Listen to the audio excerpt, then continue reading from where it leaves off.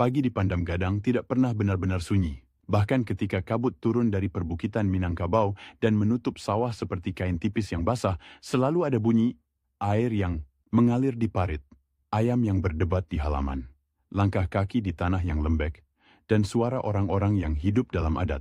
Adat yang mengatur siapa berbicara kepada siapa, siapa mewarisi apa, siapa menanggung malu, siapa menanggung nama. Di tempat seperti itu, pada 2 Juni 1902, lahir seorang anak yang kelak lebih sering hidup dengan nama orang lain daripada namanya sendiri. Tan Malaka. Nama yang kemudian terdengar seperti palu, pendek, keras, mudah diingat. Padahal awalnya ia hanyalah anak dari nagari, dari dunia yang memandang tanah dan keluarga sebagai pusat semesta. Minangkabau punya cara sendiri membentuk manusia. Matrilineal dalam garis pusaka, keras dalam pendidikan surau, tajam dalam tradisi merantau. Anak laki-laki dibesarkan dengan satu kesadaran yang ditanamkan pelan-pelan, seperti menanam padi. Suatu hari, ia harus pergi. Ia harus mencari ilmu, mencari kerja, mencari harga diri. Dan ketika kembali, ia membawa sesuatu, uang, pengalaman, atau sekadar cerita untuk mengangkat martabat kaum. Pandam Gadang berada di Sumatera Barat, wilayah yang pada akhir abad ke-19 dan awal abad ke-20 sudah lama bersentuhan dengan kekuasaan kolonial Belanda. Tetapi sentuhan itu tidak selalu berupa serdadu yang berbaris di jalan. Kadang ia hadir sebagai pajak, sebagai aturan baru, sebagai sekolah dengan bangku-bangku rapi, sebagai peta yang mengganti nama-nama. Lama dengan ejaan administrasi, kolonialisme yang paling efektif sering tidak berteriak. Ia menulis, ia mencatat, ia mengukur, ia mengklasifikasi. Di nagari, orang-orang masih berbicara tentang kehormatan dan adat, tentang ulama dan penghulu, tentang sawah yang harus dibagi, tentang sengketa yang harus diselesaikan dengan kata-kata yang tepat. Tetapi di luar sana, di kota-kota yang mulai tumbuh, ada dunia lain. Kantor-kantor, perusahaan-perusahaan, rel kereta, pelabuhan, dan sekolah-sekolah modern. Dunia yang mengajarkan bahwa kekuasaan bisa datang dari kertas, dari angka, dari kemampuan membaca dan menulis dalam bahasa penguasa. Tan Malaka tumbuh di persimpangan itu. Ia menyerap disiplin surau, cara menghafal, cara menahan diri, cara menghormati guru. Dan pada saat yang sama, ia melihat bahwa masa depan tidak hanya ditentukan oleh siapa yang paling fasih berpantun atau paling kuat memegang adat.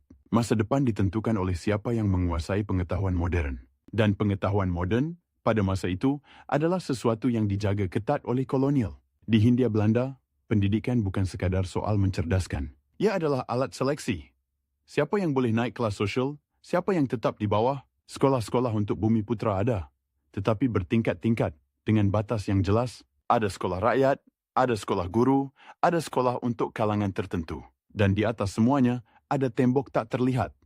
Bahasa Belanda, sertifikat, rekomendasi, dan jaringan. Tan Malaka memilih jalur yang pada masa itu tampak aman, sekaligus berbahaya, menjadi guru. Aman karena guru dibutuhkan, berbahaya karena guru, di negeri jajahan, adalah orang yang mengajarkan orang lain berpikir. Dan berpikir, jika terlalu jauh, bisa dianggap sebagai bibit pembangkangan. Pendidikan keguruan membentuknya bukan hanya sebagai pengajar, tetapi sebagai organisator kecil. Guru harus mengatur kelas, mengatur waktu, mengatur materi, mengatur disiplin. Guru harus berdiri di depan, berbicara jelas, menuntut perhatian, dan pada saat yang sama membaca suasana. Siapa murid yang lapar? Siapa yang takut? Siapa yang cerdas tapi malas? Siapa yang patuh tapi kosong? Guru belajar bahwa kata-kata bisa mengubah perilaku. Guru juga belajar bahwa kata-kata bisa gagal total jika tidak disertai struktur. Di Minangkabau, tradisi debat dan argumentasi sudah kuat. Orang Minang terbiasa beradu alasan, mencari celah, menyusun kalimat yang rapi. Tetapi sekolah modern memberi sesuatu yang berbeda. Logika administrasi, jadwal, kurikulum, target, ujian. Semua itu tampak sepele, namun dari situlah lahir cara berpikir yang kelak menjadi ciri Tan Malaka.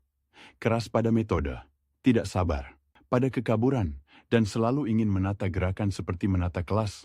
Ada tujuan, ada langkah, ada disiplin. Pada awal abad ke-20, Hindia Belanda sedang berubah cepat.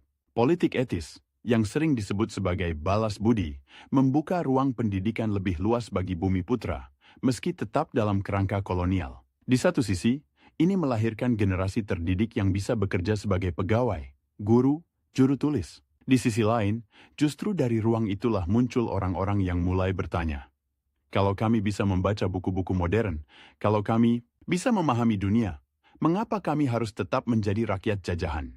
Pertanyaan semacam itu tidak selalu diucapkan keras-keras. Kadang ia hanya hadir sebagai rasa tidak nyaman ketika melihat perbedaan gaji antara pegawai Eropa dan Bumi Putra. Atau ketika melihat aturan yang memisahkan tempat duduk, memisahkan pergaulan, memisahkan kesempatan. Atau ketika menyadari bahwa hukum bisa berbeda tergantung warna kulit dan status. Tan Malaka mudah hidup dalam atmosfer itu. Ia bukan satu-satunya. Tetapi ia punya kombinasi yang jarang. Latar Minangkabau yang kuat, pendidikan modern, dan temperamen yang tidak mudah puas. Ia bukan tipe yang berhenti pada, yang penting saya punya pekerjaan. Ada sesuatu yang lebih besar yang terus mengganggu pikirannya. Sesuatu tentang bentuk negara, tentang masa depan, tentang bagaimana sebuah bangsa bisa berdiri tanpa harus meminta izin kepada siapapun. Di banyak tempat di Hindia Belanda, gagasan kemerdekaan masih samar. Orang berbicara tentang perbaikan nasib, tentang keadilan, tentang penghapusan kerja paksa, tentang hak-hak, tetapi Tan Malaka mulai memikirkan sesuatu yang lebih tegas. Republik, bukan kerajaan, bukan protektorat, bukan otonomi setengah hati di bawah mahkota Belanda. Republik modern. Sebuah bentuk politik yang pada masa itu terdengar seperti kata asing yang tajam. Kata yang membawa bayangan revolusi Prancis, Amerika, dan gelombang perubahan di Eropa. Mengapa republik? Karena republik berarti kedaulatan tidak turun dari raja, tidak turun dari gubernur jenderal, tidak turun dari anugerah kolonial. Republik berarti kedaulatan berasal dari rakyat, sebuah konsep yang, jika diucapkan di negeri jajahan, langsung terasa subversif. Dan Tan Malaka, sejak awal, tertarik pada hal-hal yang subversif. Bukan karena romantisme belaka, tetapi karena ia melihat struktur. Kolonial tidak akan runtuh hanya dengan permohonan sopan. Namun jalan menuju gagasan besar itu tidak lurus. Ia melewati ruang kelas, melewati buku-buku, melewati percakapan di asrama, melewati pertemuan-pertemuan kecil yang kadang tampak seperti diskusi biasa, padahal sebenarnya adalah laboratorium politik. Di Hindia Belanda, banyak organisasi mulai tumbuh. Budi Utomo, Sarekat Islam, Indi Separtis, masing-masing dengan warna, basis sosial, dan strategi yang berbeda. Sarekat Islam, khususnya, menjadi magnet besar karena ia menggabungkan identitas keagamaan dengan solidaritas ekonomi dan politik. Ia bukan sekadar perkumpulan, ia adalah jaringan. Ia punya cabang, punya rapat, punya massa. Bagi seorang guru muda yang melihat ketidakadilan setiap hari, Sarekat Islam menawarkan sesuatu yang konkret. Orang-orang biasa yang berani berkumpul, berani berbicara, berani menuntut. Di tengah kolonialisme yang membuat rakyat merasa kecil, organisasi semacam itu memberi rasa besar, rasa bahwa kita ada. Tan Malaka masuk ke dunia itu dengan bekal yang tidak dimiliki banyak aktivis. Kemampuan mengajar, kemampuan menyusun argumen, kemampuan menulis. Ia bisa menjelaskan gagasan rumit kepada orang yang tidak terbiasa dengan istilah politik. Ia bisa mengubah keluhan menjadi program. Ia bisa mengubah kemarahan menjadi disiplin. Dan disinilah paradoks awal mulai terbentuk. Seorang yang kelak dikenal sebagai pemimpin komunis internasionalis justru ditempa pertama-tama oleh pengalaman paling lokal, nagari, surau, sekolah, dan oleh organisasi massa yang berakar pada identitas Islam. Sarekat Islam pada masa itu bukan monolit, di dalamnya ada spektrum. Dari pedagang yang ingin perlindungan ekonomi, sampai aktivis yang ingin perubahan politik radikal. Di beberapa tempat, gagasan sosialisme mulai masuk, dibawa oleh orang-orang yang membaca perkembangan dunia. Revolusi Rusia 1917, gerakan buruh di Eropa, dan ide bahwa kaum pekerja bisa menjadi kekuatan sejarah. Di Hindia Belanda, gagasan itu bertemu dengan realitas perkebunan, pabrik gula, pelabuhan, dan buruh kontrak yang hidup dalam kondisi keras. Tan Malaka, dengan latar pendidikan dan rasa tidak sabarnya terhadap kompromi, tertarik pada sisi yang lebih tajam dari gerakan. Ia melihat bahwa kolonialisme bukan hanya soal bangsa yang dijajah bangsa lain, tetapi juga soal kelas. Siapa yang memiliki modal, siapa yang bekerja, siapa yang menikmati hasil. Dan jika kolonialisme adalah sistem, maka melawannya tidak cukup dengan pidato moral. Harus ada organisasi, harus ada strategi, harus ada kader yang terlatih. Disinilah profesi guru kembali muncul sebagai fondasi. Guru tidak hanya mengajar anak-anak membaca, guru juga bisa mengajar gerakan, melatih orang berbicara, melatih orang menulis resolusi, melatih orang memahami struktur kekuasaan. Tan Malaka mulai melihat politik sebagai pendidikan massal. Dan pendidikan massal, dalam kondisi kolonial, selalu dicurigai. Aparat Hindia Belanda punya insting tajam terhadap potensi bahaya. Mereka mungkin tidak memahami semua detail ideologi, tetapi mereka paham satu hal. Organisasi yang rapi, dengan disiplin, dengan kemampuan, menyebarkan pamflet dan menggerakkan rapat, adalah ancaman, terutama jika organisasi itu mulai menyentuh buruh. Kelompok yang bisa menghentikan produksi, bisa melumpuhkan ekonomi. Tan Malaka mulai masuk radar pengawasan, tidak selalu dengan cara dramatis. Kadang hanya laporan, guru ini terlalu aktif. Kadang catatan, sering menghadiri rapat. Kadang pengamatan. Bergaul dengan tokoh-tokoh radikal. Kolonialisme bekerja dengan arsip, dengan map, dengan nama yang ditulis rapi. Dan ironisnya, kelak Tan Malaka akan membalas dunia arsip itu dengan cara yang sama. Ia menulis, ia menyusun, ia membuat teks-teks yang ingin mengubah sejarah. Tetapi sebelum ia menjadi penulis besar, ia adalah seorang muda yang bergerak di antara dua dunia. Dunia pendidikan formal dan dunia agitasi politik. Di siang hari, kelas. Di malam hari, rapat. Di satu sisi, ia harus tampak sebagai pegawai yang patuh. Di sisi lain, ia ingin menjadi bagian dari arus yang mengguncang. Minangkabau juga memberi satu bekal penting. Tradisi merantau. Merantau bukan sekadar pergi mencari uang. Ia adalah sekolah kehidupan. Orang Minang terbiasa hidup di tempat lain, menyesuaikan diri, membaca situasi, membangun jaringan. Tan Malaka kelak akan menjalani hidup yang jauh lebih ekstrim daripada merantau biasa. Lintas negara, lintas identitas, tetapi benihnya sudah ada. Kemampuan untuk tidak melekat pada satu tempat, untuk menjadikan perjalanan sebagai cara hidup. Pada masa muda itu, ia mulai memahami bahwa menjadi terlalu jelas bisa berbahaya. Kolonialisme tidak suka orang yang terang-terangan menantang. Maka gerakan belajar berbicara dengan kode, belajar menyembunyikan maksud di balik istilah, belajar membuat pertemuan tampak seperti diskusi biasa. Dan Tan Malaka, yang kelak identik dengan nama palsu dan koper kecil, mulai mengenal seni hidup dalam bayang-bayang. Namun bayang-bayang tidak selalu berarti takut. Kadang ia berarti sabar, menunggu momen, menunggu celah, menunggu ketika situasi memaksa orang-orang yang biasanya ragu menjadi berani. Di Hindia Belanda, momen-momen itu sering datang dari krisis ekonomi, dari kenaikan harga, dari pemecatan buruh, dari kebijakan pajak. Politik bukan hanya urusan elit, politik adalah urusan perut. Dan ketika perut lapar, orang lebih mudah mendengar kata-kata yang sebelumnya terasa terlalu jauh. Tan Malaka melihat itu. Ia melihat bagaimana massa bisa bergerak cepat, tetapi juga bisa pecah cepat. Ia melihat bagaimana organisasi bisa besar, tetapi rapuh jika tidak punya disiplin.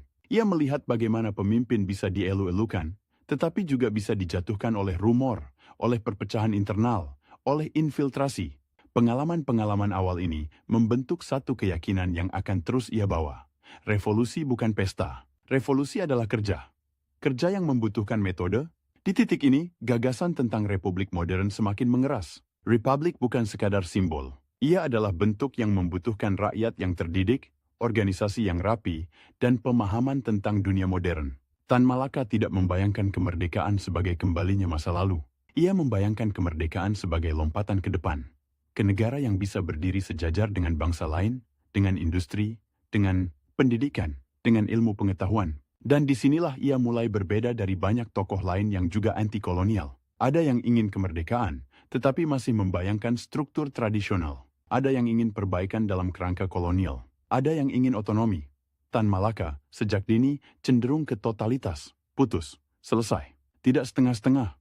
Sikap seperti itu membuatnya berguna bagi gerakan yang sedang mencari arah. Tetapi juga membuatnya sulit diterima oleh mereka yang lebih pragmatis. Bahkan di kalangan aktivis, selalu ada ketegangan antara yang ingin bergerak cepat dan yang ingin bergerak aman. Tan Malaka berada di sisi cepat, dan orang cepat sering dianggap berbahaya.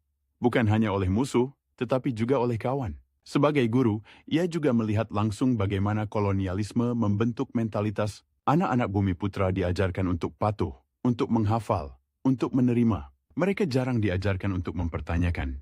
Tan Malaka tidak puas dengan itu. Ia ingin pendidikan yang membebaskan, bukan pendidikan yang mencetak pegawai. Ia ingin murid-murid yang bisa berpikir, bukan hanya meniru. Keinginan itu terdengar idealis, tetapi di negeri jajahan, ia adalah politik. Karena orang yang bisa berpikir akan bertanya, mengapa saya harus tunduk? Mengapa saya tidak boleh menentukan nasib sendiri? Mengapa tanah ini milik perusahaan asing? Mengapa hukum berbeda?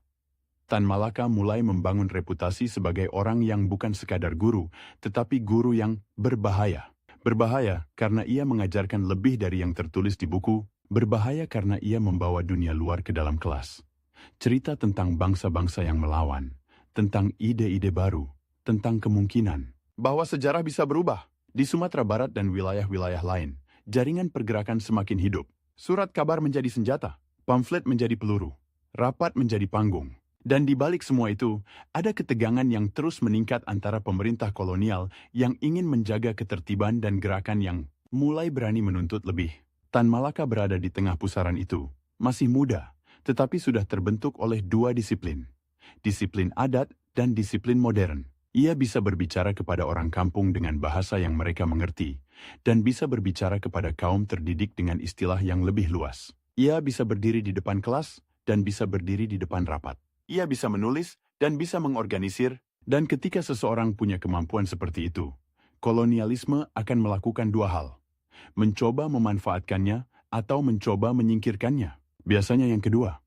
Pada masa-masa awal ini, Tan Malaka mulai merasakan bahwa hidupnya tidak akan menjadi hidup yang tenang. Ia bukan tipe yang akan puas menjadi pegawai negeri dengan gaji tetap.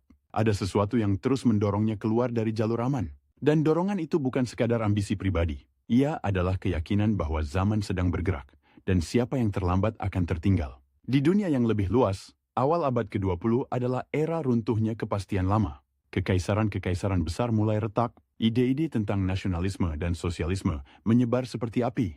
Perang Dunia Rai mengguncang Eropa. Revolusi Rusia menunjukkan bahwa rezim yang tampak tak tergoyahkan bisa jatuh dalam hitungan bulan. Berita-berita itu sampai ke Hindia Belanda melalui surat kabar, melalui pelaut, melalui orang-orang yang pernah belajar di luar negeri. Dan bagi Tan Malaka, dunia luar bukan sekadar berita. Dunia luar adalah pelajaran. Kekuasaan bisa digulingkan. Tetapi menggulingkan kekuasaan tidak sama dengan membangun negara. Tan Malaka mulai memikirkan bentuk bukan hanya perlawanan. Republik modern, baginya, adalah jawaban yang paling logis. Ia tidak ingin kemerdekaan yang hanya mengganti orang Belanda dengan elit lokal yang meniru cara Belanda. Ia ingin perubahan struktur. Disinilah benih konflik masa depan mulai terlihat meski masih jauh. Karena setiap gerakan kemerdekaan selalu punya dua kebutuhan yang saling bertabrakan. Kebutuhan untuk bersatu melawan musuh luar, dan kebutuhan untuk menentukan arah setelah menang. Orang-orang seperti Tan Malaka, yang sejak awal memikirkan arah secara radikal, sering menjadi sumber ketegangan bahkan sebelum kemerdekaan tercapai. Namun pada masa muda itu, semuanya masih terasa seperti kemungkinan, seperti jalan yang terbuka, seperti peta yang belum digambar. Ia bergerak dari satu lingkungan ke lingkungan lain, membawa buku, membawa catatan, membawa gagasan, koper kecil, simbol yang kelak melekat padanya.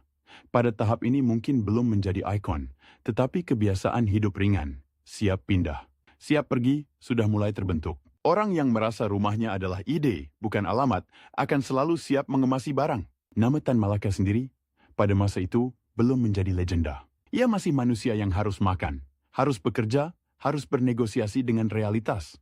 Tetapi ia sudah menunjukkan satu ciri yang akan terus muncul. Ia tidak suka setengah, ia tidak suka kabur. Ia ingin garis tegas. Dan garis tegas itu mulai tampak dalam cara ia memandang pendidikan. Pendidikan bukan alat untuk naik kelas sosial semata. Pendidikan adalah alat untuk membangun bangsa. Guru bukan sekadar profesi. Guru adalah kader. Kader yang bisa mencetak kader lain. Di Hindia Belanda, kata kader mungkin belum sepopuler nanti, tetapi praktiknya sudah ada. Orang-orang yang dilatih untuk memimpin, rapat, untuk menyebarkan informasi, untuk mengorganisir aksi. Tan Malaka, dengan latar keguruan, secara alami cocok untuk peran itu. Ia bisa melatih orang lain. Ia bisa membuat sistem. Sistem, itu kata kunci. Kolonialisme adalah sistem, maka melawannya juga harus sistem. Tan Malaka mulai memahami bahwa spontanitas massa, betapapun heroiknya, bisa dihancurkan jika tidak ada struktur. Ia melihat bagaimana pemerintah kolonial punya polisi, punya intel, punya hukum, punya penjara. Gerakan rakyat harus punya sesuatu yang sebanding. Jaringan, disiplin, strategi. Pada titik ini, ia mulai bergerak lebih dekat ke arus yang kelak membawanya ke komunisme. Bukan karena ia tiba-tiba jatuh cinta pada ideologi asing, tetapi karena komunisme menawarkan sesuatu yang sangat ia hargai. Analisis yang keras tentang kekuasaan dan kelas, serta model organisasi yang disiplin. Dan bagi seorang yang ingin republik modern tanpa kompromi, disiplin adalah mata uang. Tetapi semua itu masih tahap pembentukan, masih tahap mencari bentuk, masih tahap ketika seorang muda dari Pandam Gadang mencoba memahami bagaimana dunia bekerja. Dunia yang lebih besar dari Nagari, lebih besar dari Sumatera Barat, lebih besar dari Hindia Belanda. Ia hidup di masa ketika kata-kata bisa menjadi senjata, tetapi juga bisa menjadi bukti di pengadilan. Ketika rapat bisa menjadi sekolah politik, tetapi juga bisa menjadi alasan penangkapan. Ketika menjadi guru bisa berarti dihormati, tetapi juga bisa berarti diawasi. Dan Tan Malaka, sejak awal, tampak seperti orang yang tidak akan pernah benar-benar aman. Karena ia tidak hanya ingin mengajar murid-muridnya membaca, ia ingin mengajar sebuah bangsa untuk berdiri. Di Pandam Gadang, sawah tetap ditanami, air tetap mengalir, adat tetap dijaga. Tetapi di kepala Tan Malaka, peta sudah berubah. Ia tidak lagi melihat Nagari sebagai dunia tertutup. Ia melihatnya sebagai titik kecil dalam jaringan besar. Jaringan kolonial, jaringan perdagangan, jaringan ide. Dan jika ide bisa bergerak melintasi lautan, maka kemerdekaan juga bisa menjadi sesuatu yang lebih dari mimpi. Ia belum menjadi buronan internasional, belum menjadi tokoh Komintern, belum menulis buku-buku yang kelak dibaca dengan rasa kagum dan curiga. Ia masih berada di fase ketika keyakinan dibentuk oleh pengalaman sehari-hari. Ketidakadilan yang terlihat, peluang yang dibatasi, dan rasa bahwa waktu tidak menunggu. Waktu memang tidak menunggu. Hindia Belanda sedang memasuki era ketika gerakan politik akan semakin keras, semakin terorganisir, dan semakin berbahaya. Dan Tan Malaka, dengan disiplin guru dan keberanian perantau, sedang bersiap.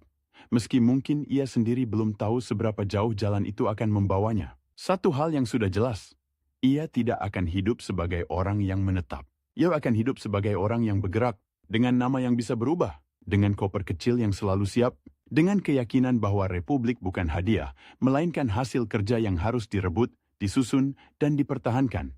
Bahkan jika itu berarti berhadapan bukan hanya dengan penjajah, tetapi juga dengan mereka yang suatu hari akan mengaku sebagai kawan seperjuangan. Di kota-kota pelabuhan Hindia Belanda, pagi selalu berbau campuran yang aneh. Asin laut, keringat kuli, kopi pahit, dan tinta koran yang baru dicetak. Disitulah politik modern menemukan jalannya. Bukan lewat istana, bukan lewat balai rung adat, melainkan lewat gudang-gudang, stasiun, pasar, dan ruang rapat yang kipas anginnya berputar malas. Tan Malaka masuk ke dunia itu dengan langkah seorang guru. Rapi, terukur, tapi matanya menyapu ruangan seperti orang yang sedang menghitung kemungkinan. Sarekat Islam, yang di banyak tempat tampak seperti payung besar bagi kemarahan rakyat, pada awal 1920-an adalah medan tarik-menarik. Ada pedagang yang ingin harga dan akses, ada ulama yang ingin martabat, ada buruh yang ingin upah, ada pemuda terdidik yang ingin sesuatu yang lebih radikal, bukan sekadar perbaikan, melainkan perubahan struktur. Tan Malaka berada di simpul yang membuatnya cepat dikenal. Ia bisa berbicara kepada massa tanpa kehilangan ketajaman, dan bisa berbicara kepada kaum terpelajar tanpa terdengar seperti pegawai kolonial yang sedang mengutip buku. Di Hindia Belanda, kata-kata rapat dan sekolah sering berdekatan. Banyak orang belajar politik pertama kali bukan dari buku tebal, melainkan dari pidato di serambi, dari selebaran yang dibaca bergantian, dari diskusi yang berlangsung sampai larut karena listrik mahal dan lampu minyak harus dihemat. Tan Malaka, dengan naluri pendidik, mengubah pertemuan menjadi kelas. Ia menjelaskan mengapa harga beras naik bukan sekadar karena nasib, mengapa pajak bukan sekadar aturan, mengapa buruh perkebunan yang dipukul mandor bukan sekadar urusan perusahaan. Ia menghubungkan titik-titik, ia membuat orang melihat pola, dan pola itu, bagi Tan Malaka, selalu kembali pada satu hal. Kolonialisme bukan hanya bendera asing, melainkan mesin ekonomi dan politik yang bekerja rapi. Mesin itu punya roda, perusahaan, bank, aparat, hukum, sekolah. Kalau ingin merusaknya, tidak cukup dengan marah. Harus tahu di mana bautnya, harus tahu kapan memukul. Harus tahu siapa yang memegang kunci. Di saat yang sama, dunia sedang memberi contoh-contoh yang menggoda. Revolusi Rusia 1917 menjadi cerita yang beredar seperti legenda modern. Kaum pekerja menggulingkan rezim tua, membangun negara baru, menantang tatanan dunia. Di Eropa, perang besar baru saja mengubah peta. Di Asia, gerakan anti-kolonial mulai menemukan bahasa yang lebih keras. Berita-berita itu sampai ke Hindia Belanda lewat koran, pelaut, guru, dan aktivis yang punya akses ke bacaan Belanda. Tan Malaka membaca semuanya dengan cara seorang yang tidak mencari hiburan, melainkan metode. Sarekat Islam sendiri pecah dalam spektrum yang makin jelas. Ada yang ingin tetap dalam garis keagamaan dan ekonomi. Ada yang mulai menerima gagasan sosialisme dan komunisme sebagai alat analisis dan organisasi. Disinilah Tan Malaka bergerak makin dekat ke arus kiri. Bukan karena ia ingin menukar satu dogma dengan dogma lain, melainkan karena ia melihat disiplin organisasi dan keberanian strategi yang ditawarkan gerakan komunis. Ia menyukai ketegasan, ia menyukai struktur. Ia menyukai gagasan bahwa massa bukan sekadar kerumunan, melainkan kekuatan yang bisa dilatih. Tetapi Hindia Belanda bukan Rusia, dan Tan Malaka tahu itu. Masyarakatnya majemuk, jarak antar pulau jauh, komunikasi lambat, dan kolonialisme. Belanda punya pengalaman panjang memecah belah, maka setiap langkah radikal selalu berhadapan dengan dua musuh sekaligus. Aparat kolonial di luar, dan keraguan, bahkan ketakutan, di dalam gerakan sendiri. Aparat kolonial bekerja dengan cara yang dingin. Mereka tidak selalu perlu menembak, mereka cukup mencatat nama, alamat, kebiasaan. Siapa bertemu siapa? Siapa menulis apa? Siapa mengajar di mana? Lalu, ketika waktunya tepat, mereka menekan.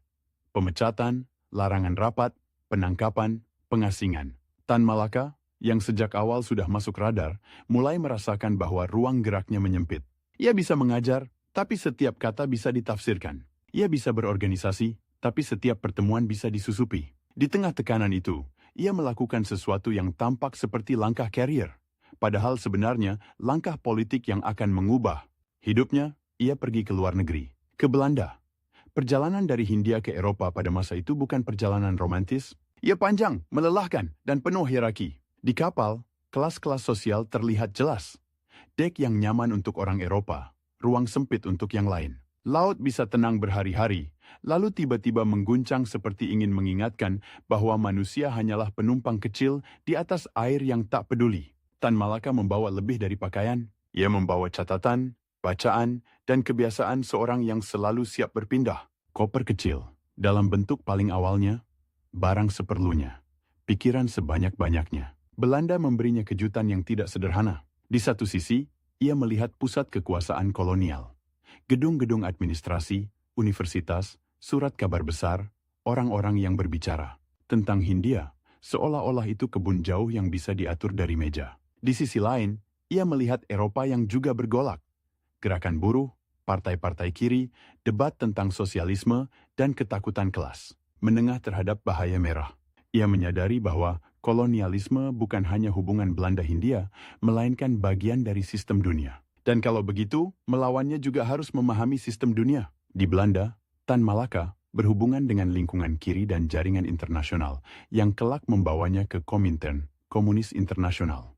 Organisasi yang dibentuk untuk mengoordinasikan gerakan komunis dunia setelah revolusi Rusia. Komintern bukan sekadar klub ideologis, ia adalah mesin politik global. Kongres, resolusi, kader, dana, jaringan komunikasi, dan yang paling penting, gagasan bahwa revolusi bisa direncanakan lintas batas negara. Bagi Tan Malaka, ini seperti menemukan perpustakaan sekaligus markas. Ia bertemu orang-orang dari berbagai negeri, mendengar pengalaman mereka melawan kekuasaan, mempelajari cara kerja organisasi yang lebih disiplin daripada banyak gerakan di Hindia. Ia belajar bahwa propaganda bukan sekadar pidato, melainkan teknik. Bagaimana menyusun pesan, bagaimana memilih simbol, bagaimana membaca psikologi massa. Ia belajar bahwa strategi bukan sekadar keberanian, melainkan perhitungan. Kapan menyerang, kapan mundur, kapan menyusup, kapan tampil. Namun ada harga yang harus dibayar. Semakin ia masuk ke orbit internasional, semakin ia jauh dari tanah yang ingin ia bebaskan. Ia menjadi orang yang hidup di antara dua dunia. Dunia konkret Hindia dengan sawah, pasar, dan bahasa lokal. Dan dunia abstrak internasional, dengan resolusi, teori, dan peta geopolitik. Banyak aktivis tenggelam di salah satunya. Tan Malaka mencoba berdiri di tengah, dan itu membuatnya unik sekaligus rawan. Ketika ia mulai menjalankan tugas-tugas Komintern di Asia, hidupnya berubah menjadi rangkaian perpindahan yang tidak pernah benar-benar selesai. Asia pada 1920-an adalah panggung besar anti-kolonial. Inggris di India dan Malaya, Prancis di Indochina, Belanda di Hindia, Amerika. Di Filipina, Jepang yang mulai tampil sebagai kekuatan baru. Di kota-kota seperti Shanghai, Hong Kong, Singapura, Manila, Bangkok, nama-nama itu bukan sekadar titik di peta, melainkan simpul jaringan. pelabuhan, kantor pos, hotel murah, rumah aman, percetakan rahasia, dan kafe tempat orang berbicara pelan sambil menatap pintu. Di dunia seperti itu, identitas menjadi alat, nama bisa diganti, paspor bisa dipalsukan atau dipinjam, surat rekomendasi bisa menentukan hidup mati. Tan Malaka mulai menjalani kehidupan yang kelak menjadi cirinya. Bergerak cepat, tinggal sebentar, meninggalkan sedikit jejak, membawa naskah dan pamflet seperti orang membawa senjata. Koper kecilnya bukan aksesori, itu cara bertahan. Ia bukan sekadar pelarian. Ia juga penghubung. Komintern membutuhkan orang yang memahami Asia Tenggara, memahami bahasa, memahami psikologi masyarakat kolonial, dan bisa menjembatani teori revolusi dengan realitas setempat. Tan Malaka, dengan latar Minangkabau yang terbiasa merantau dan pendidikan modern yang membuatnya sistematis, cocok untuk peran itu. Ia bisa berbicara dengan aktivis lokal tanpa terdengar seperti orang Eropa yang menggurui. Ia bisa menjelaskan garis besar strategi tanpa kehilangan detail. Tetapi hubungan dengan Komintern juga penuh ketegangan. Komintern punya kepentingan global, kadang melihat koloni sebagai bagian dari permainan besar melawan kapitalisme dunia. Tan Malaka punya kepentingan yang lebih spesifik. Kemerdekaan Indonesia, Republik, dan strategi yang sesuai dengan kondisi masyarakatnya. Ia bisa menerima disiplin, tapi tidak selalu menerima resep. Ia bisa menghargai solidaritas internasional, tapi tidak mau Indonesia menjadi sekadar catatan kaki dalam agenda orang lain. Ketegangan itu makin terasa ketika situasi di Hindia memanas. PKI, Partai Komunis Indonesia, yang tumbuh dari arus kiri dalam Sarekat Islam dan organisasi buruh, mulai menjadi kekuatan yang diperhitungkan. Pemerintah kolonial merespons dengan kombinasi represi dan pengawasan. Setiap pemogokan, setiap rapat besar, setiap selebaran dianggap ancaman. Dan ketika gerakan mulai berbicara tentang pemberontakan, kolonialisme menunjukkan wajah aslinya. Penjara, pengasingan, tembakan. Tan Malaka dari luar negeri berada dalam posisi yang aneh. Ia dekat dengan pusat jaringan internasional, tapi jauh dari medan. Ia mendengar kabar, membaca laporan, mengirim saran. Ia melihat bahaya dari jarak yang membuatnya lebih dingin dan mungkin lebih tajam. Ia termasuk yang mengingatkan bahwa pemberontakan tanpa persiapan bisa menjadi bunuh diri politik. Bahwa massa bisa berani, tetapi aparat kolonial punya senjata, punya logistik, punya pengalaman. Bahwa gerakan harus menghitung bukan hanya semangat, tetapi juga kemampuan bertahan setelah hari pertama. Namun sejarah sering bergerak tanpa menunggu kehati-hatian. Ketika pemberontakan PKI 1926, 1927 meletus di beberapa wilayah, respons Belanda brutal dan sistematis. Penangkapan massal, pengadilan, pembuangan ke Bovendigul, kamp tahanan di Papua, yang namanya saja sudah seperti hukuman, jauh, lembab, penuh malaria, dan dirancang untuk memutus orang dari jaringan sosialnya. Banyak kader hancur, banyak jaringan putus, gerakan kiri di Hindia terpukul keras. Bagi Tan Malaka, ini bukan sekadar kekalahan. Ini pelajaran pahit tentang waktu dan metode. Ia melihat bagaimana kolonialisme bisa memanfaatkan kegagalan untuk membenarkan represi. Ia melihat bagaimana gerakan bisa kehilangan generasi kader dalam satu gelombang. Dan ia melihat bagaimana, setelah darah dan penjara, ruang politik menjadi lebih sempit. Bukan hanya untuk komunis, tetapi untuk semua yang dianggap radikal. Di tengah reruntuhan itu, Tan Malaka menulis salah satu teks paling penting dalam sejarah politik Indonesia. Naar de Republik Indonesia, Menuju Republik Indonesia, diterbitkan pada 1925 sebelum pemberontakan sebagai pernyataan strategis yang tajam. Buku itu bukan sekadar slogan. Ia adalah rancangan cara berpikir. Bahwa tujuan harus jelas, republik, dan jalan menuju tujuan harus mempertimbangkan kondisi sosial, ekonomi, dan politik. Tan Malaka menulis dengan gaya yang tidak berputar-putar. Ia ingin memotong kabut. Di dalam gagasannya, republik bukan hanya bentuk pemerintahan, melainkan simbol putus total dari kolonialisme. Ia menolak bayangan kemerdekaan setengah hati, otonomi yang masih di bawah mahkota, atau kompromi yang membuat struktur lama tetap hidup dengan wajah baru.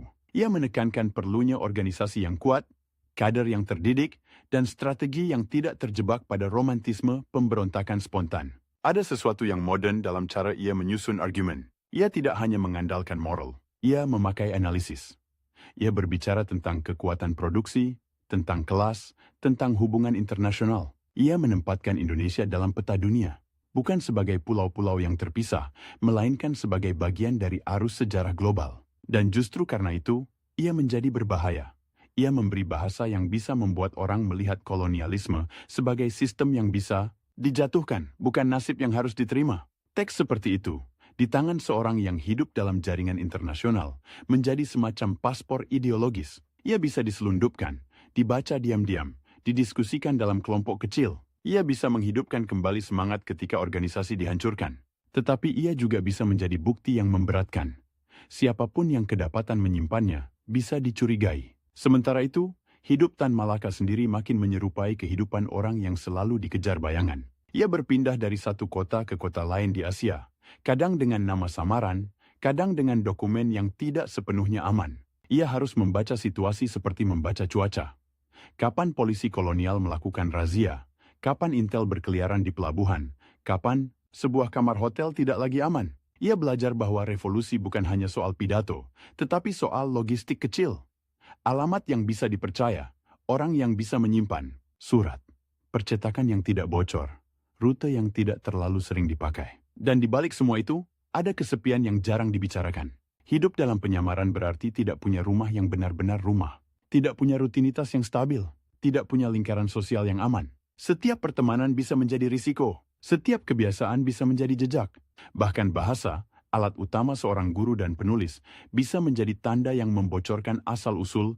Tan Malaka mengisi kesepian itu dengan kerja, dengan membaca, dengan menulis, dengan menyusun jaringan. Ia seperti orang yang menolak berhenti.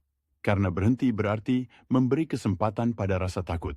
Dan rasa takut dalam hidup seperti itu bukan emosi abstrak. Ia konkret, borgol, kapal tahanan, kamp pembuangan, atau peluru di gang sempit. Di Asia, ia juga menyaksikan bagaimana gerakan anti-kolonial tidak selalu sejalan dengan gerakan komunis. Nasionalisme punya logikanya sendiri.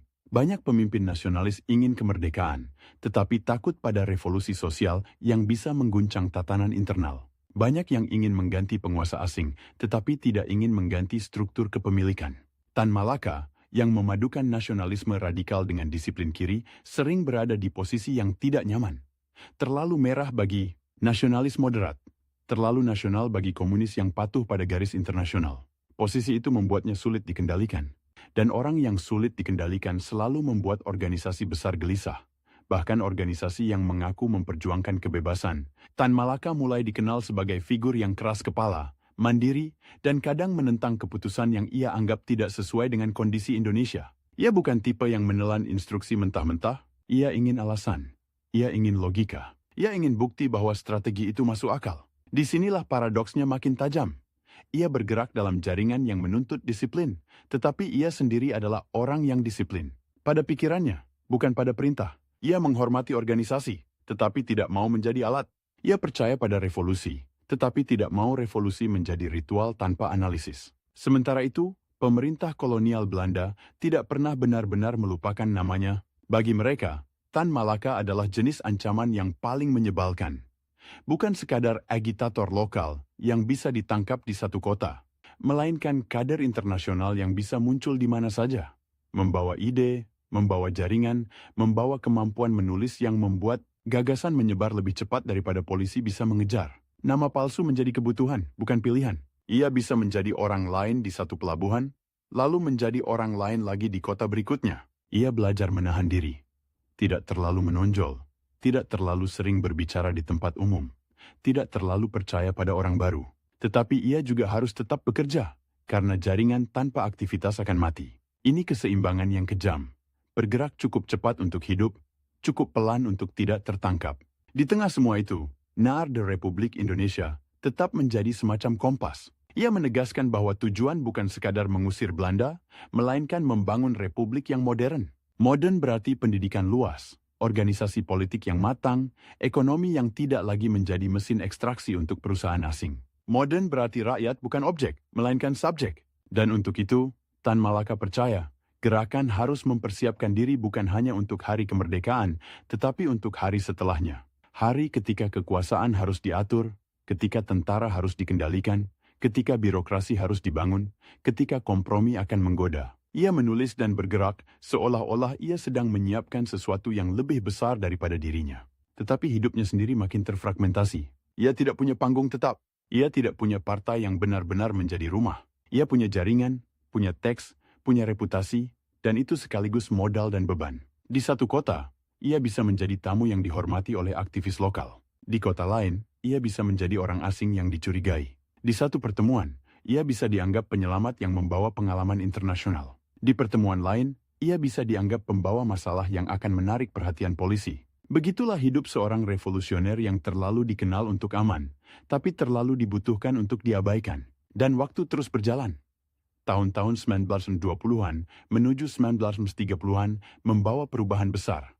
Krisis ekonomi dunia, naiknya fasisme di Eropa, ketegangan geopolitik di Asia. Kolonialisme menjadi lebih paranoid, gerakan kiri menjadi lebih diburu, ruang gerak menyempit. Tan Malaka, yang sudah terbiasa hidup di celah, makin bergantung pada celah itu. Ia membawa koper kecilnya seperti orang membawa identitas terakhir yang tidak bisa dirampas.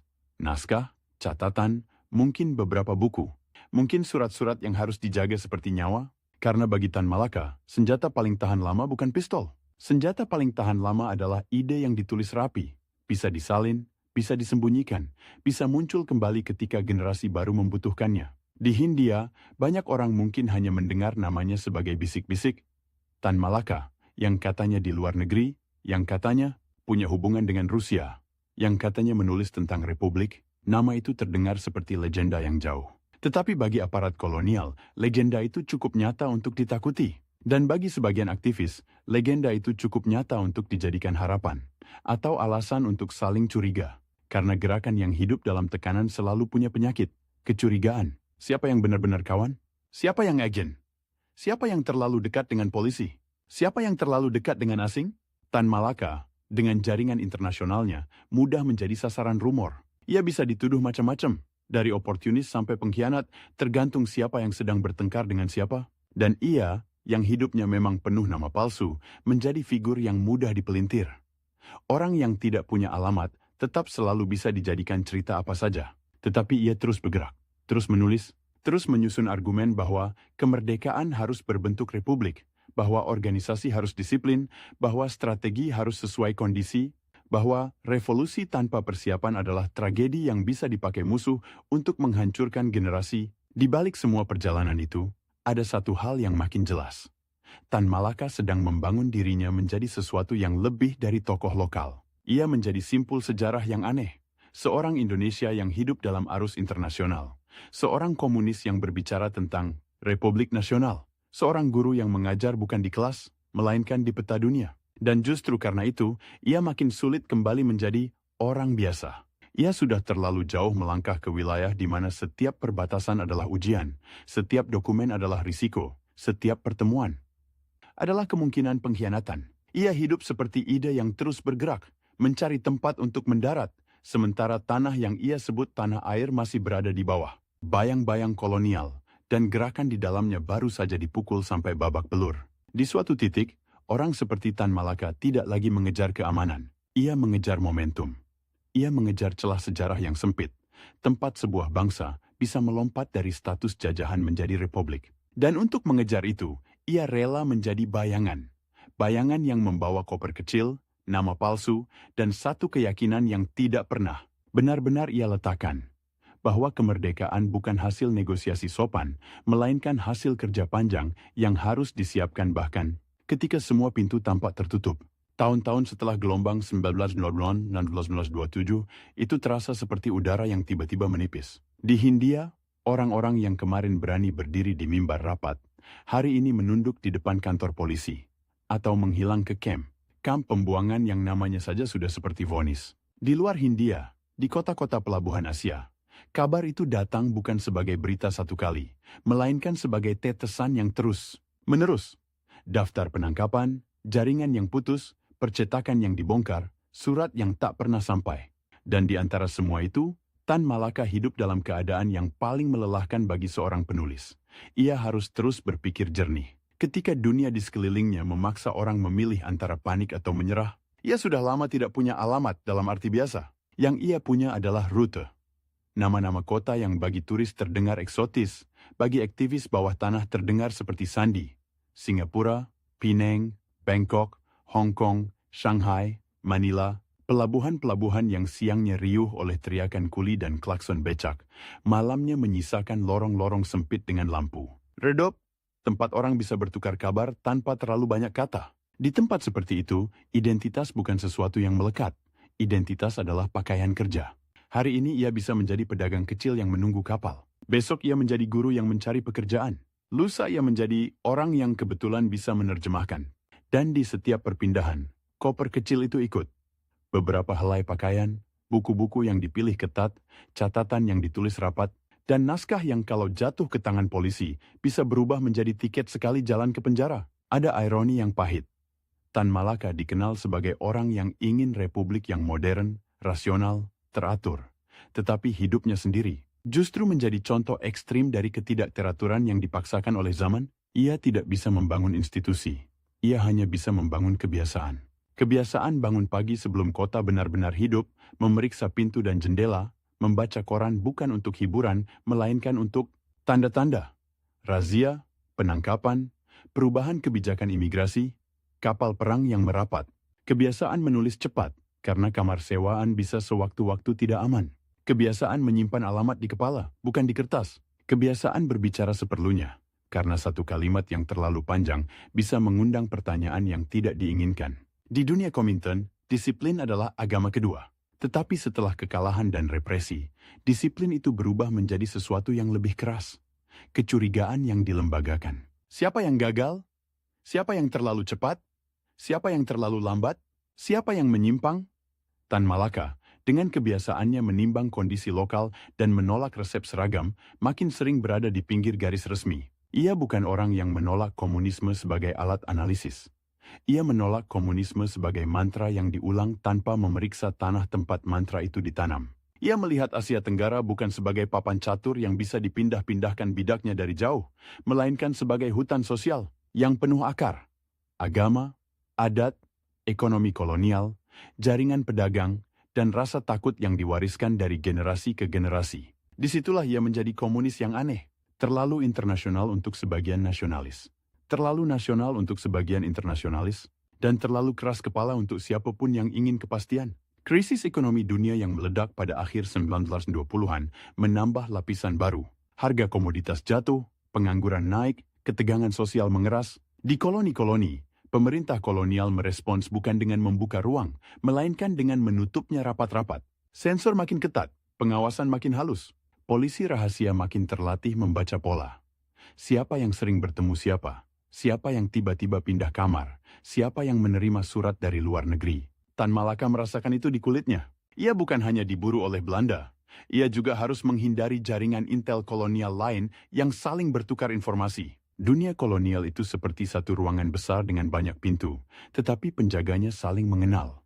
Dan di tengah tekanan itu, ia justru melakukan hal yang tampak berlawanan dengan naluri bertahan hidup. Ia menulis lebih dalam, bukan sekadar pamflet, bukan sekadar seruan.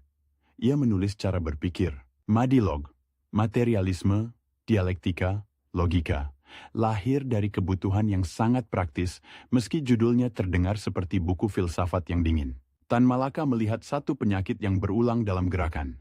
Orang mudah terbakar oleh emosi, mudah percaya rumor, mudah terjebak pada kata-kata besar tanpa metode. Ia melihat bagaimana kolonialisme tidak hanya menindas dengan senjata, tetapi juga dengan kebiasaan berpikir. Takhayul politik, fatalisme, sosial, dan kecenderungan menerima otoritas tanpa menguji. Ia ingin kader yang bisa membaca dunia seperti insinyur membaca mesin, bukan untuk menjadi teknokrat, melainkan untuk menjadi revolusioner, yang tidak gampang dipermainkan. Madilog ditulis pada masa pendudukan Jepang, 1942-1943, ketika Asia Tenggara kembali berubah wajah. Jepang datang dengan slogan Asia untuk Asia, menggulingkan banyak simbol kekuasaan Eropa, tetapi menggantinya dengan disiplin militer yang tak kalah keras. Bagi banyak orang, runtuhnya Belanda adalah kejutan yang membingungkan. Musuh lama jatuh, tetapi kebebasan tidak otomatis datang.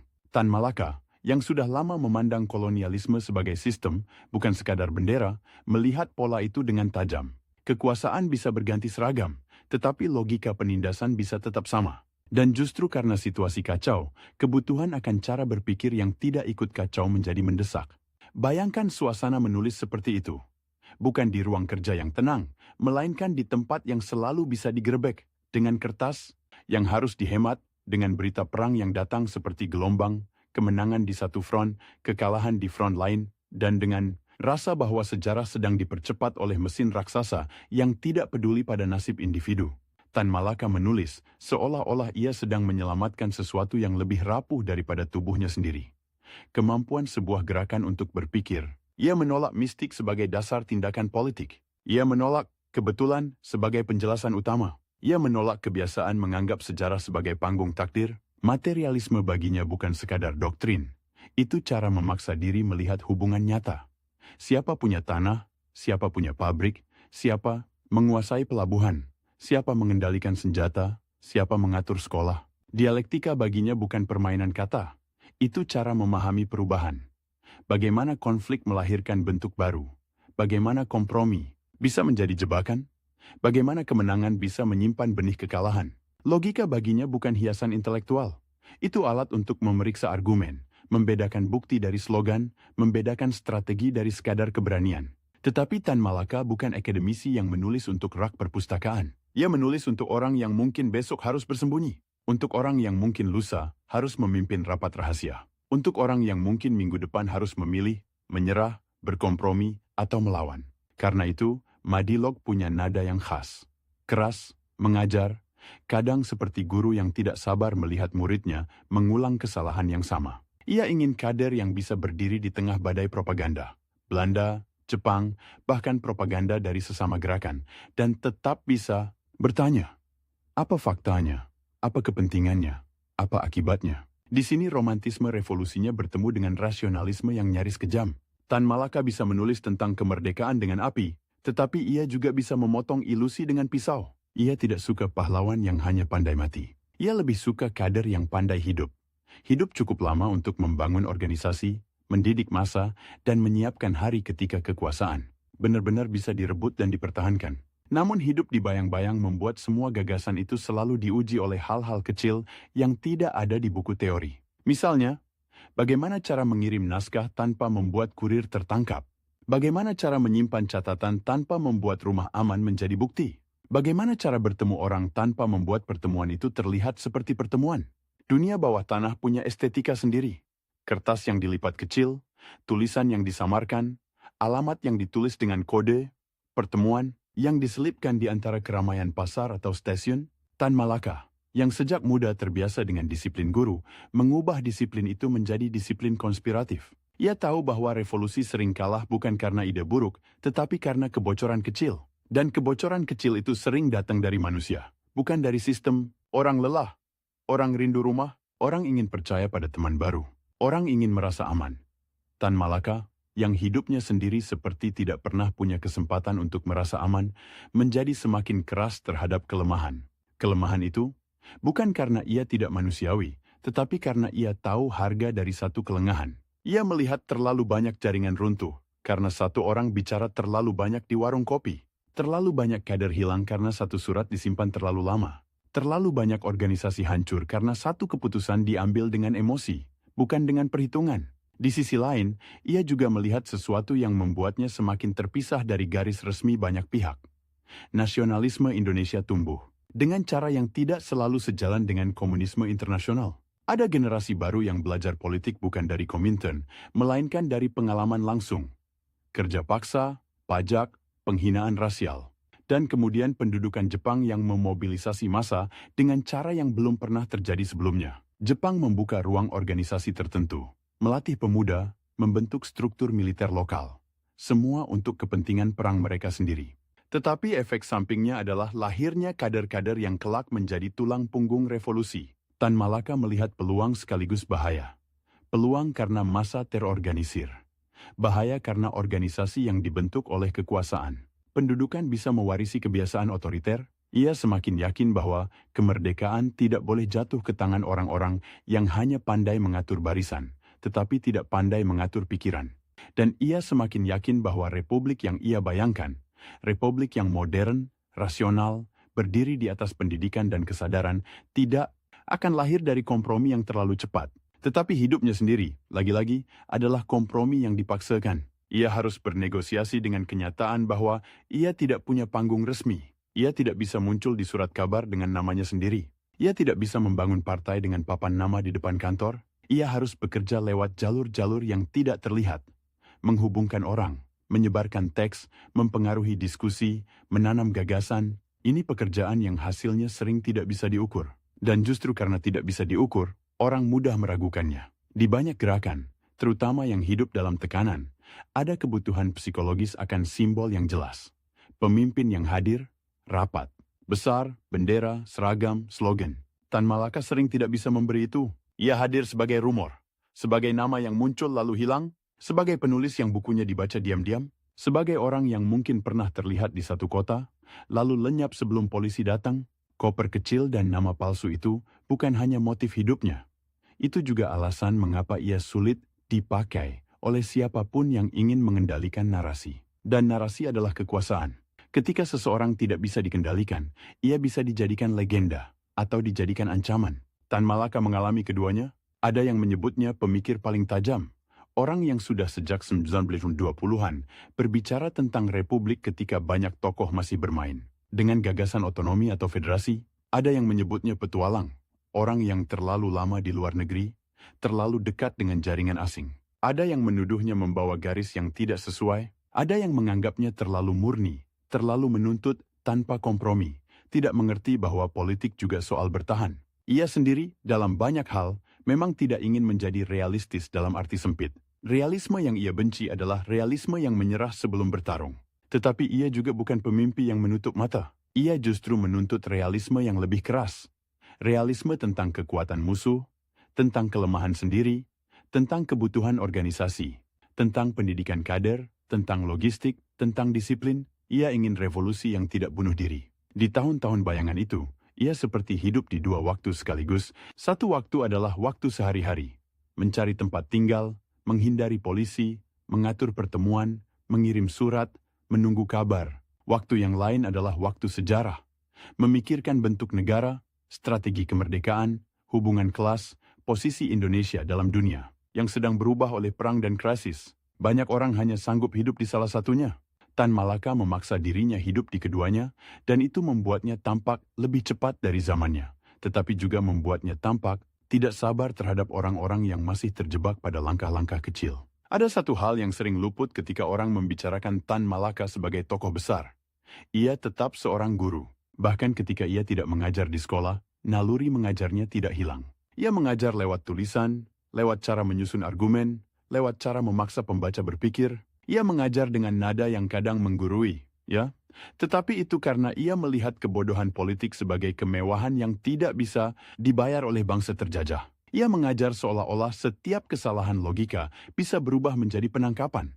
Setiap kesalahan strategi bisa berubah menjadi pembantaian. Dan ia mengajar dengan kesadaran bahwa ia sendiri mungkin tidak akan melihat hasilnya. Di bawah pendudukan Jepang, banyak tokoh nasionalis memilih bekerja dalam struktur yang tersedia, memanfaatkan ruang sempit untuk membangun jaringan dan mempersiapkan masa depan. Tan Malaka, dengan pengalaman panjang melihat bagaimana kekuasaan menggunakan organisasi sebagai alat, cenderung lebih curiga. Ia tidak mudah percaya pada kesempatan yang diberikan oleh penjajah baru. Ia melihat bagaimana propaganda bisa membuat orang merasa sedang bergerak maju, padahal sedang diarahkan. Ia melihat bagaimana latihan militer bisa melahirkan keberanian sekaligus kebiasaan tunduk pada komando. Ia melihat bagaimana bahasa kemerdekaan bisa dipakai untuk memobilisasi tenaga kerja dan darah demi perang orang lain. Kecurigaan itu bukan paranoia kosong, itu hasil dari hidup yang terlalu lama di bawah bayang-bayang. Tetapi kecurigaan juga punya harga. Ia membuat orang sulit membangun aliansi yang stabil.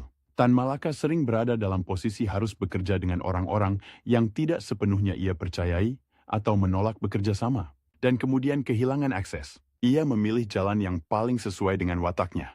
Tetap bergerak, tetap menulis, tetap menjaga jarak dari struktur yang ia anggap bisa menelan gerakan. Di saat yang sama, dunia internasional juga berubah. Komunisme internasional menghadapi tekanan besar, fasisme naik, perang mendekat, lalu meledak.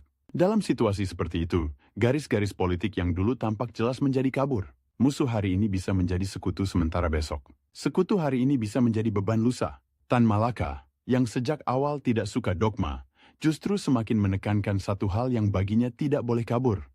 Tujuan kemerdekaan. Indonesia yang utuh, republik yang tidak menjadi boneka, dan gerakan yang tidak kehilangan kedaulatan berpikirnya. Itulah sebabnya ia sering disebut komunis heterodoks. Ia tidak pas dalam kotak. Ia tidak nyaman bagi siapapun yang ingin kepastian ideologis. Ia terlalu rasional untuk romantisme kosong, tetapi terlalu romantis untuk pragmatisme yang dingin. Ia bisa berbicara tentang kelas dan produksi, tetapi juga bisa berbicara tentang martabat bangsa dengan nada yang membuat nasionalis pun mengangguk. Ia bisa mengutip teori, tetapi ia selalu kembali ke pertanyaan praktis. Bagaimana ini bekerja di kampung, di pabrik, di pelabuhan, di barak? Dan di balik semua itu, ada satu kenyataan yang terus menghantui. Ia jauh dari Indonesia dalam arti fisik, tetapi Indonesia tidak pernah jauh dari pikirannya. Ia menulis tentang republik ketika republik itu belum ada. Ia menulis tentang kader ketika kader-kader itu banyak yang sudah dibuang atau dibunuh.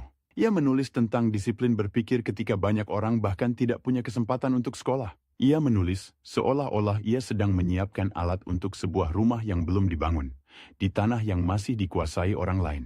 Koper kecil itu, pada akhirnya, menjadi semacam arsip berjalan. Di dalamnya bukan hanya pakaian, tetapi potongan-potongan masa depan. Naskah yang belum selesai, catatan yang bisa menjadi buku, surat yang bisa menjadi jaringan, ide yang bisa menjadi program. Ia hidup seperti perpustakaan yang harus bisa lari. Dan perpustakaan yang bisa lari itu selalu berada dalam bahaya. Basah oleh hujan tropis, rusak oleh perjalanan, hilang karena razia, atau dibakar karena panik. Tetapi ia terus membawa semuanya, karena ia tahu, dalam perang panjang melawan kolonialisme dan segala bentuk penindasan, senjata yang paling sulit dimusnahkan adalah pikiran yang sudah ditulis dan disebarkan. Orang bisa ditangkap, organisasi bisa dibubarkan. Tetapi kalimat yang sudah masuk ke kepala orang lain, kalimat yang memberi cara melihat dunia, itu bisa bertahan lebih lama daripada rezim manapun. Menjelang pertengahan 1940-an, ketika Perang Dunia mengubah peta kekuasaan dan Jepang mulai terdesak, udara di Asia Tenggara kembali berubah. Ada rasa menunggu yang tegang, seperti sebelum badai besar. Semua orang tahu sesuatu akan runtuh, tetapi tidak tahu apa yang akan lahir dari reruntuhan itu.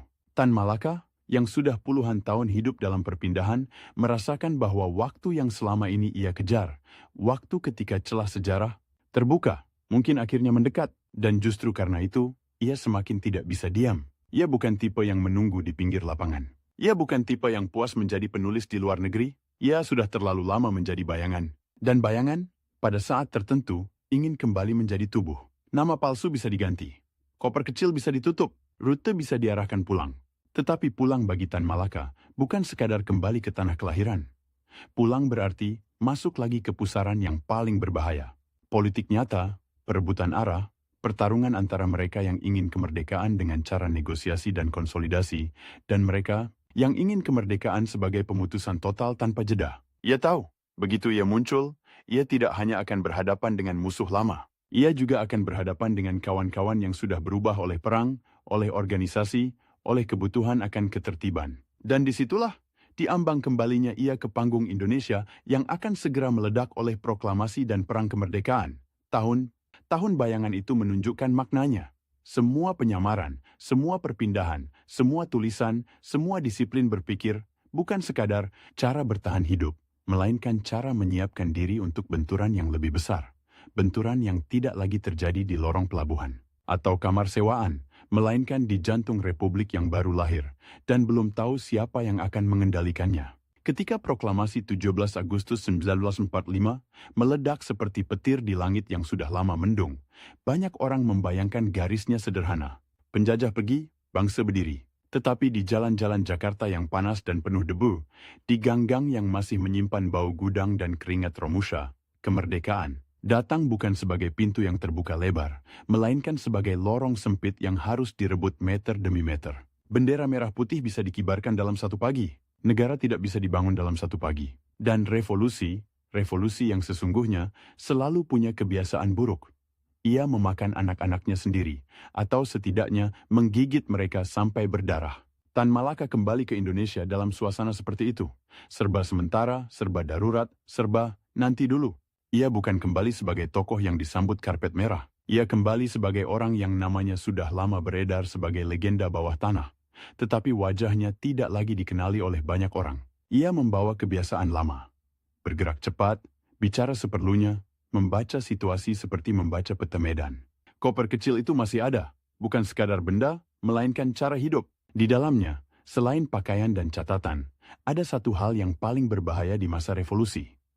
Keyakinan bahwa kemerdekaan tidak boleh dibayar dengan setengah hati. Jakarta dan Jawa pada bulan-bulan pertama setelah proklamasi adalah panggung yang berisik. Ada rapat-rapat pemuda yang penuh teriakan dan asap rokok. Ada kantor-kantor yang baru dipasang papan nama Republik Indonesia, tetapi di dalamnya masih kekurangan kertas, mesin tik, bahkan kursi. Ada tentara Jepang yang kalah perang, tetapi masih bersenjata, masih menjaga gudang, masih memegang disiplin. Ada sekutu yang datang dengan bendera kemenangan, membawa Nika di belakangnya. Belanda yang ingin kembali, dengan administrasi yang rapi dan ingatan kolonial yang belum basi. Dan di antara semua itu, Republik Muda harus memilih, bertempur habis-habisan, atau bernegosiasi untuk membeli waktu. Tan Malaka melihat pilihan itu dengan mata yang tidak mudah terpesona oleh simbol. Ia sudah terlalu lama hidup di dunia, di mana simbol bisa dipakai untuk menipu. Ia tahu, dalam politik, kata taktik sering menjadi alasan untuk menyerah pelan-pelan.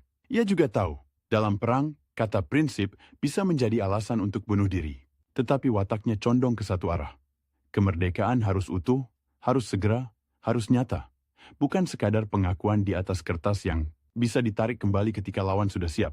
Ia muncul di tengah republik yang masih mencari bentuk dan segera terasa seperti benda asing yang tajam. Banyak tokoh republik adalah orang-orang yang baru saja keluar dari ruang-ruang organisasi bentukan Jepang atau dari jaringan nasionalis yang selama bertahun-tahun berlatih berbicara dengan bahasa yang bisa diterima banyak pihak.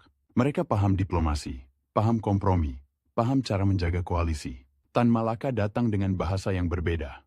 Bahasa seorang guru yang sudah terlalu lama melihat murid-muridnya mati karena salah hitung. Ia tidak suka kalimat yang terlalu halus. Ia tidak suka janji yang terlalu lentur. Ia ingin garis tegas. Di bulan-bulan itu, ia menulis dan bergerak, membangun kontak, menyambungkan simpul-simpul yang tercerai. Ia tidak punya partai besar yang rapi. Ia punya jaringan. Ia punya reputasi. Ia punya kemampuan mengubah kegelisahan menjadi program. Dan ia punya satu kelebihan yang sekaligus menjadi kutukan. Ia tidak terikat pada jabatan resmi, sehingga ia bisa bicara lebih keras. Tetapi karena ia tidak terikat pada jabatan resmi, ia juga mudah dianggap liar. Ketika pemerintah Republik mulai menempuh jalur perundingan dengan Belanda, yang kemudian mengarah ke perjanjian Linggadjati pada akhir 1946, Tan Malaka dan kelompok-kelompok radikal melihat bahaya yang sama.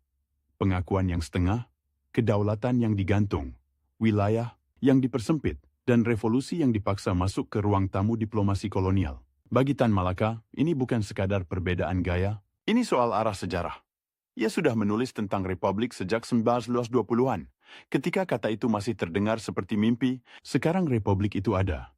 Tetapi justru di saat ia lahir, ia diajak untuk menandatangani batas-batasnya sendiri. Disinilah persatuan perjuangan muncul. Sebuah front politik yang menghimpun berbagai unsur yang menolak kompromi dengan Belanda dan menuntut kemerdekaan 100%. Tan Malaka menjadi figur sentralnya, bukan karena ia punya pasukan terbesar, melainkan karena ia punya kalimat yang bisa menjadi bendera. Persatuan perjuangan bukan partai tunggal dengan disiplin satu komando.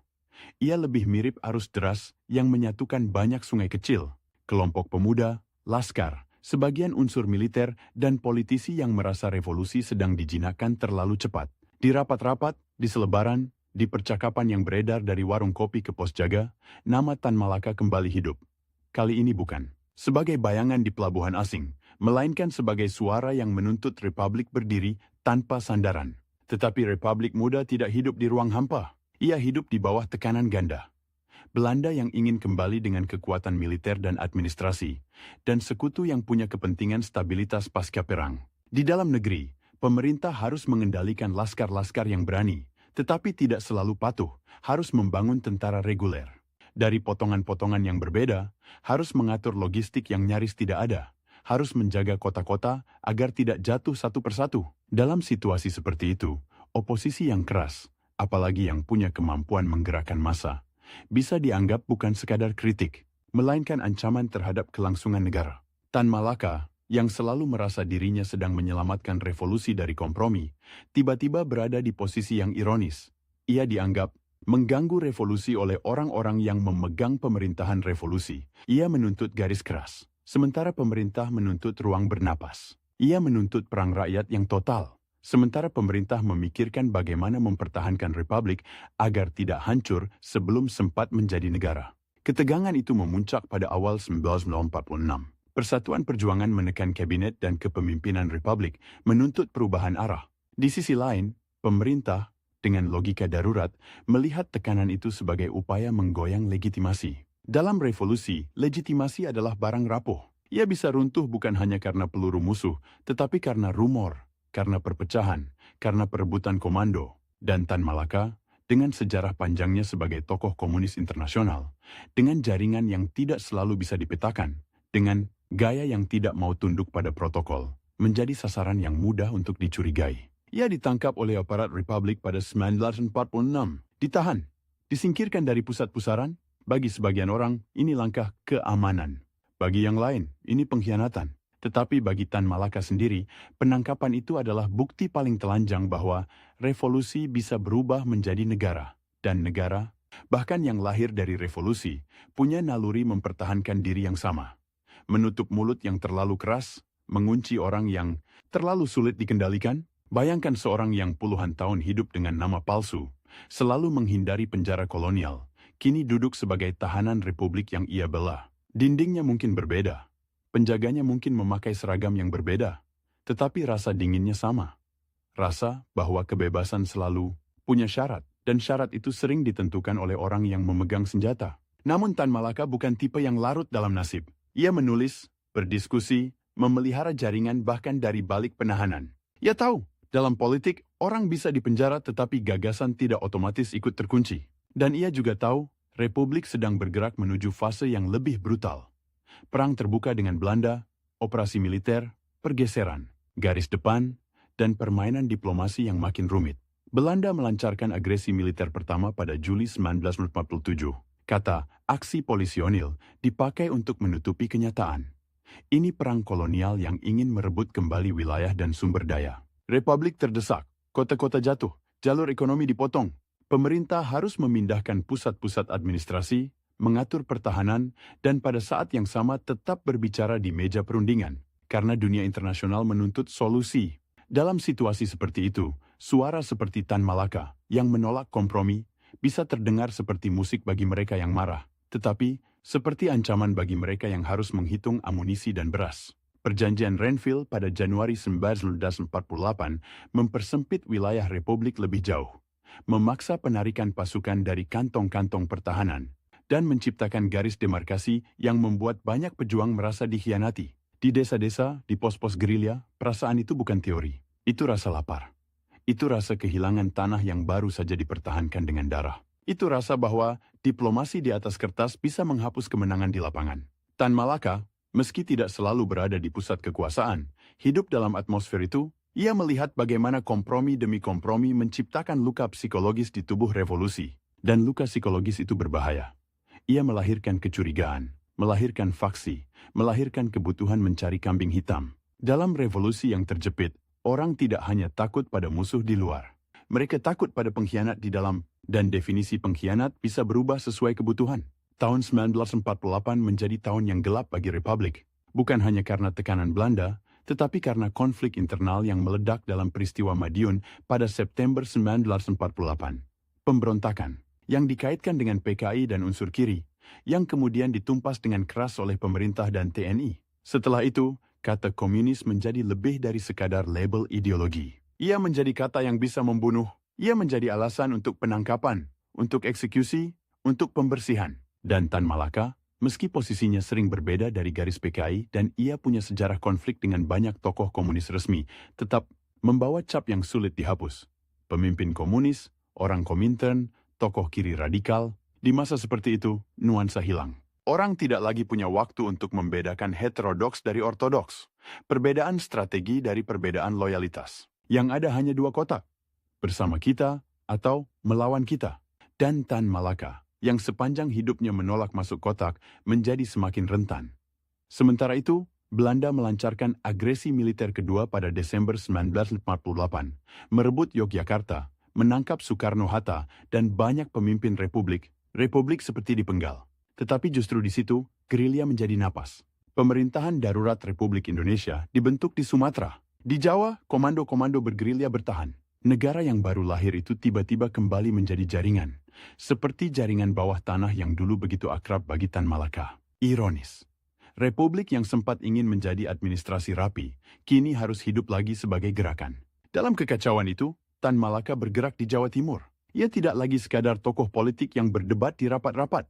Ia berada di wilayah yang penuh pasukan, penuh laskar, penuh komando lokal yang kadang lebih kuat daripada instruksi pusat. Jawa Timur pada akhir 1948 dan awal 1949 adalah ruang yang keras. Desa-desa yang jadi tempat singgah gerilya. Jalan-jalan yang bisa berubah menjadi jebakan. Pos-pos yang berdiri dengan senjata seadanya. Dan suasana di mana setiap orang asing bisa dianggap mata-mata. Disinilah logika perang menunjukkan wajahnya yang paling dingin. Dalam perang gerilya, informasi adalah emas, tetapi informasi juga racun. Satu kabar bisa menyelamatkan satu kompi. Satu kabar palsu bisa memusnahkan satu desa. Kecurigaan menjadi alat bertahan hidup. Dan ketika kecurigaan menjadi alat, ia jarang berhenti pada target yang tepat. Tan Malaka, dengan reputasi besar dan jejak yang rumit, mudah sekali masuk ke radar kecurigaan. Ia bukan komandan resmi dalam struktur TNI yang sedang mengkonsolidasikan diri. Ia bukan bagian dari garis komando yang jelas. Ia punya pengikut, punya simpatisan, punya sejarah oposisi terhadap pemerintah pada 1946. Ia juga punya kemampuan bicara yang bisa menggerakkan orang. Dalam situasi perang, orang seperti itu bisa dianggap aset atau dianggap bahaya yang harus diamankan. Akhirnya, pada Februari 1949, Tan Malaka ditangkap di wilayah Jawa Timur oleh unsur TNI.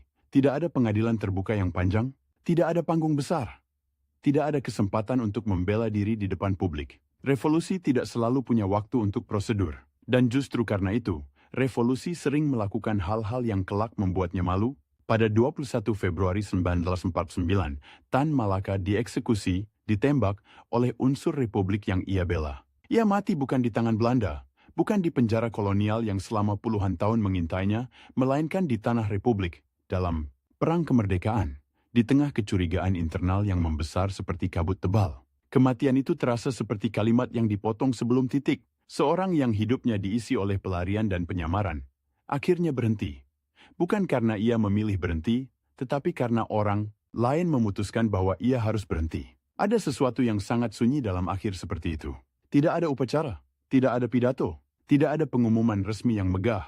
Yang ada hanya tubuh yang jatuh, tanah yang menyerap darah, dan koper kecil, entah di mana, yang mungkin masih menyimpan kertas-kertas.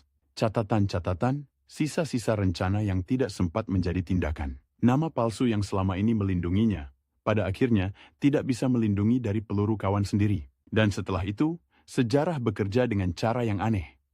Ia bisa mengubur seseorang dalam satu dekade, lalu mengangkatnya kembali dalam dekade berikutnya. Republik menang. Belanda akhirnya mengakui kedaulatan pada akhir 1949. Negara mulai membangun narasi resmi tentang siapa pahlawan, siapa pengkhianat, siapa yang pantas dikenang.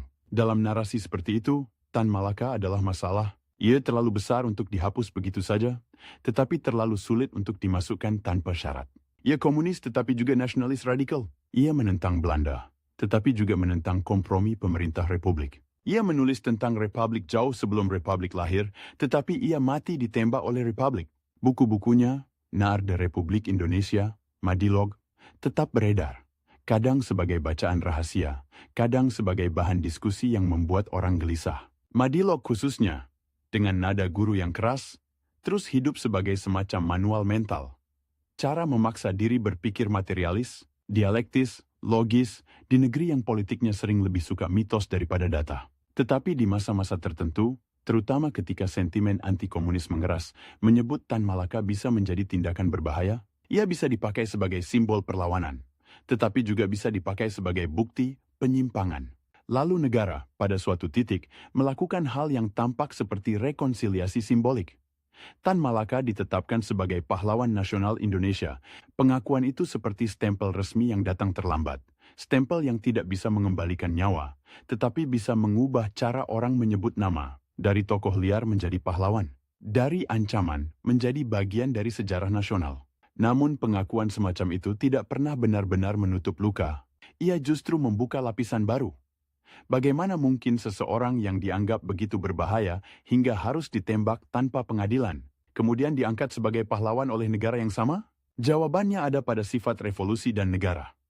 Revolusi butuh orang-orang yang berani melampaui batas, tetapi negara butuh ketertiban. Tan Malaka adalah orang yang selalu melampaui batas. Ia berguna ketika batas itu harus diterobos, ia mengganggu ketika batas itu harus dijaga. Ia hidup sebagai ide yang terus bergerak, ia mati sebagai tubuh yang dihentikan, dan setelah mati, ia kembali menjadi ide.